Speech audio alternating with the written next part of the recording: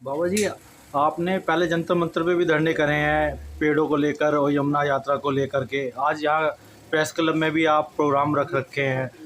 क्या लगता है आपको, जो इस मार्ग पे आप चल रहे हैं, उस मार्ग पे कितना साथ मिलेगा और आप अपने मकसद में कितना कामयाब हो पाएंगे? देखिए, करत करत अभ्यास के जड़मित हो सुजान, असरी आवत जाते सिर पे पड़े निशान। तो अभ्यास अवश्य करना चाहिए। प्रकृति के लिए जन जागरण जगाना बहुत ज़रूरी है। और यमुना तो हम सबकी माँ है।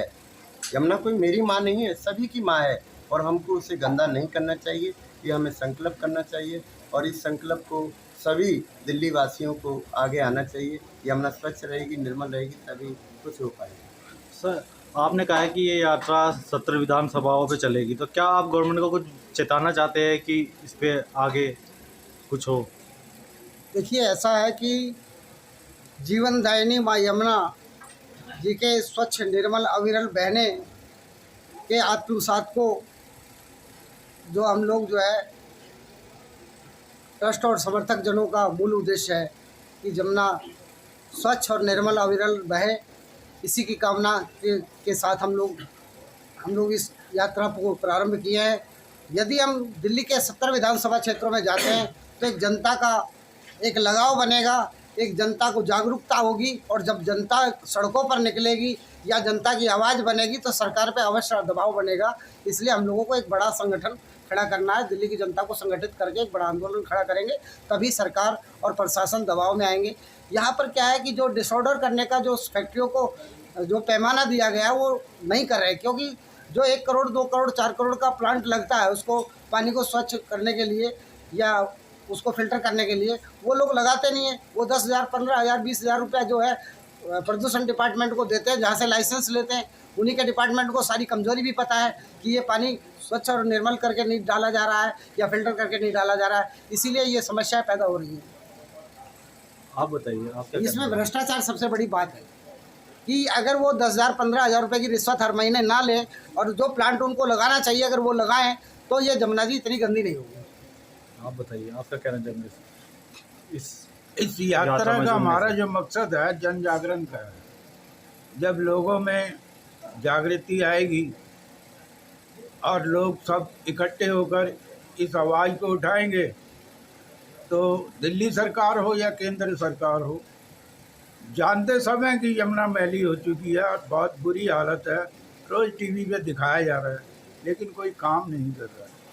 आप बताइए, आप क्या कहना? देखिए, एक अकेला आदमी यमुना को साफ नहीं कर सकता, ये सबको पता है। लेकिन यमुना बचाओ यात्रा का मुख्य उद्देश्य यही है कि जन को बार बार जागरूक करना, बार बार जागरूकता लाना। उसमें बाबा रामदेव ने भी यही करा था, योग करो, जीना है तो योग करो, अनुलोम विलोम करो, कपालभाति करो। यही हमारा उद्देश्य है कि हम इस यात्रा के दौरान जनता को बार बार अच्छी तरह से जगाएं, जनता और सरकारों को की आंखें खोलें। आप बताइए, आप भी इस यात्रा में जुड़े हुए हैं, क्या लगता है आपको ये यात्रा कितनी आगे तक जाएगी? देखिए, इस यात्रा का मेन उद्देश्य यही है जन जागरण। जन जागरण उन लोगों तक पहुंचाने का। दिल्ली के अंदर कोई भी व्यक्ति ऐसा नहीं है जो अपने बारे में, शरीर के बारे में नहीं जानता कि मैं क्या खाऊंगा, क्या किस चीज़ से मुझे हानि है, किस चीज़ से नुकसान है। जल ही बॉडी के अंदर सबसे ज़्यादा प्रवाह रहता है और जल का ही हिस्सा शरीर के अंदर सबसे ज़्यादा होता है। तो अगर हमें दिल्ली वासियों को स्वच्छ जल नहीं मिलेगा तो हमारे शरीर में भांति भांति के रोग हो जाएंगे।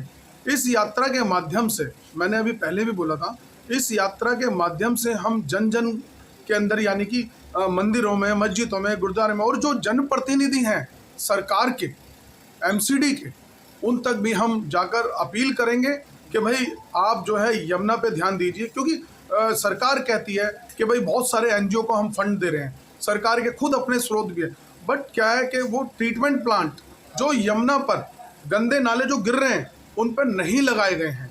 वो फैक्ट्री के अंदर कैसे क्या करके आ रहे हैं, नहीं आ रहे हैं। अगर वो प्लांट सही तरह से प्लान किए जाएं, वहाँ पर यमुना के किनारे या जहाँ भी वो नाले गिर रहे हैं यमुना के अंदर, वहाँ किए जाएं तो यमुना को काफ़ी दूषित होने से बचाया जा सकता है। और आने वाले समय में जो हमारे शरीर के अंदर बीमारियां जा रही हैं, कैंसर जैसी और जो बीमारी जिनके आप नाम अभी नहीं सुन रहे होंगे, आने वाले समय में वो बीमारियां भी हमारे शरीर के अंदर होंगी।